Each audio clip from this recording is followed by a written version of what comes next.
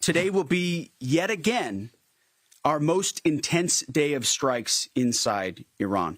The most fighters, the most bombers, the most strikes. Intelligence more refined and better than ever.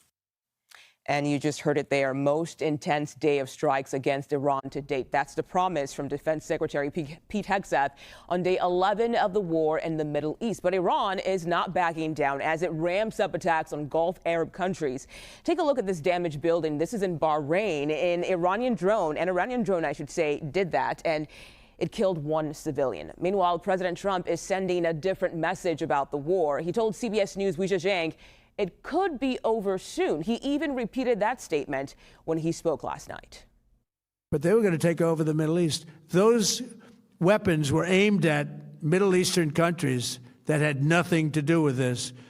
They were going to take over the Middle East, and they were going to try and destroy Israel. So we stopped it with good timing, and we're very proud to be involved in this, and it's going to be ended soon.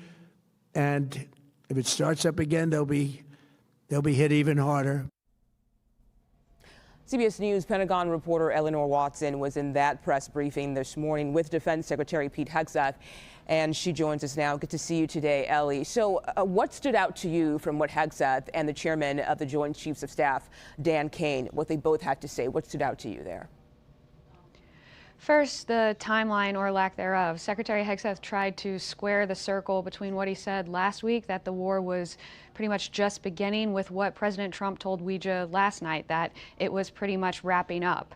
He said that the U.S. has the will to fight for as long as it takes to achieve the objectives he laid out at the Pentagon last week. We heard again from the Secretary and the Chairman about two of those objectives, some progress updates about destroying Iran's ballistic missile capacity and sinking Iran's Navy, but not so much on the third, which Secretary Hegseth has said is to permanently destroy Iran's nuclear program. And the list of types of targets we've gotten from the Pentagon so far, nuclear facilities is not at least publicly listed as one of those. And that's important because after last summer, when the U.S. did hit 3 of Iran's nuclear facilities, it's estimated hundreds of kilograms of highly enriched uranium that Iran could enrich if it got its hands on it to make a bomb was left behind. And until that uranium is accounted for, destroyed, or taken out of Iran, it'll be hard for the Pentagon to say it's achieved the objective of permanently destroying Iran's nuclear program. And Ellie, any indication whatsoever at this point that that is still a goal of the Pentagon, to somehow get a way to stop Iran from having nuclear weapons ever again? I think that is the main goal. I think what's difficult right now is that the objective before that is to destroy the ballistic missiles and to sink the Navy, which Iran has more progress on. And Hegseth has said to prevent Iran from getting a nuclear weapon, it has to destroy first those conventional weapons that Iran has. Iran hasn't made a nuclear weapon, hasn't made the decision to make a nuclear weapon, but did have those enrichment facilities before the strikes last summer.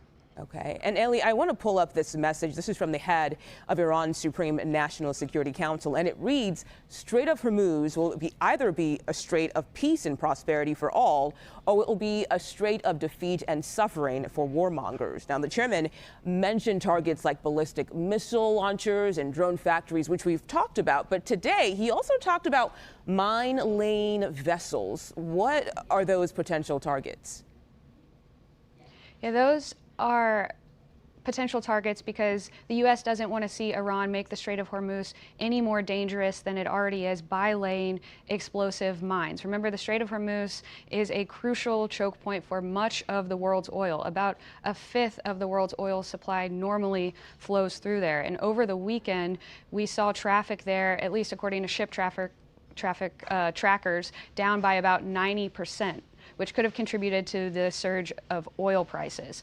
Oil tankers could be avoiding that strait by the active threat that's already there, but also the potential threat of Iran laying the thousands of miles that it's still capable of deploying. That's why the chairman added, at least in his public types of targets today, mine-laying vessels. If Iran were to deploy those mines, the U.S. could provide military escorts to assist with safe passage through the strait, but clearing all of the mines could take months, and each day that strait is essentially closed does drive or at least have an impact on world markets. Yeah, and Ellie, I know the president had even talked about making sure that was possible, providing some type of protection for ships. Is that definitive at this point, or are we still waiting to see when or if that will happen? We're still waiting on a decision on that. Chairman of the Joint Chiefs was asked whether or not the military is considering that, and he said the military is planning for the potential if the president decides to take that action. What we should note, though, is that providing escorts doesn't necessarily get rid of the risk. The minesweepers that could go along oil tankers could clear mines, help with the assistance, but there's still a risk. And as long as there's a risk, it may be hard for some oil companies, some shipping companies to convince themselves to sail through the strait. Yeah, that's a good point there. Eleanor Watson, thank you so much for your time today.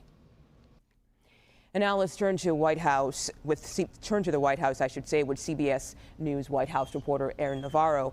Aaron, so Secretary Pete Hegseth, he talked today about his timeline for this war, but that also seems to be at odds with what President Trump has said. Can you walk us through what seems to be conflicting messages from both of those men? Yeah, Mugo, I'll go through the timeline of what both President Trump and Hegseth have said about the timeline for this war. On Sunday, Hegseth told 60 Minutes that the war is essentially just beginning. On Monday, President Trump told our colleague Weijia Zhang that the war is, quote, very complete. He pointed to Iran's military capabilities being severely crippled, in his words, and went back to that 4 to 5 week ideal timeline that he has maintained since the beginning of this conflict, and said that the U.S. is ahead of schedule on that. A few hours later, though, after that call with Weijia in Florida talking to reporters, President Trump was asked to square that comment with Hegseth saying that the war is just beginning, and President Trump responded by saying, quote, it's the beginning of building a new country, signaling it could be a longer U.S. involvement.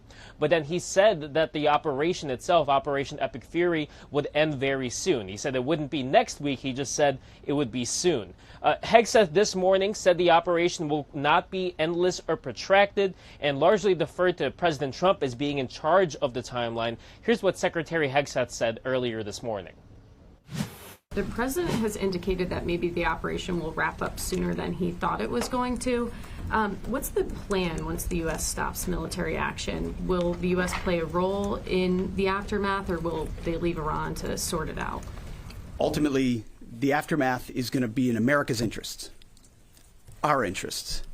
We won't live under a nuclear blackmail scenario of conventional missiles that can target our people, which is why the objectives have been scoped from the beginning. Missiles, missile production, a defense industrial base, Navy, all in service of ensuring they don't have nuclear power projection capabilities. That's what matters to President Trump. That's what matters to the American people. And ultimately, that's why we're so laser focused on ensuring those objectives, and those objectives alone, are met. Now, while President Trump has talked before about wanting to be involved in picking the next supreme leader of Iran, he's voiced disapproval of the son of the former supreme leader being selected. He reiterated yesterday that the U.S.'s main goal is making sure Iran never has the capability to build a nuclear weapon, signaling that he does see an exit ramp from Iran at some point. But the mixed messaging, the references from President Trump to building the country, as well as the political pressure he's receiving as a result of the higher gas prices domestically, has not done any favors to really clarify the end date for this operation. Yeah, there's still that big question about what comes next in all of this and when this will be seen as over. We know the president also threatened to take over that critical shipping route for the global oil supply known as the Strait of Hormuz. What's the latest from the White House? We were talking to Ellie just about that shortly, and I'm curious about whether or not there's actually a timeline for when that will happen, that protection. Yeah, the offer of risk insurance as well as the military escorts that Ellie was talking about was floated by President Trump near the beginning of this conflict. But going into week 2, there have been very few ships that have taken the president up on that offer to essentially be protected by the U.S. in order to transport oil through that strait, which is responsible for 20% of global oil supply. President Trump told Weijia and CBS yesterday that he is thinking about taking over the strait, and while the U.S. maintains that they have really decimated Iran's Navy capability, he did not give any specifics on how he would take over the strait, and said if Iran does anything to tankers coming through, that it would be, quote, the end of their country. He reiterated that on Truth Social, saying any attempt to stop the flow of oil would result in Iran being hit by the U.S., quote, 20 times harder than they have been hit by before. And he seemed to make overtures to China, saying that the U.S. taking over the strait would be a gift to China, who is an ally of Iran, but also imports and sources a significant amount of crude oil from the Middle East. So we're waiting to see specifics from President Trump and what exactly he means by saying he'll take over, but attempts by him to influence and entice companies to bring oil through the strait so far have fallen flat. Okay, Aaron Navarro outside the White House for us today. Thank you so much for your reporting.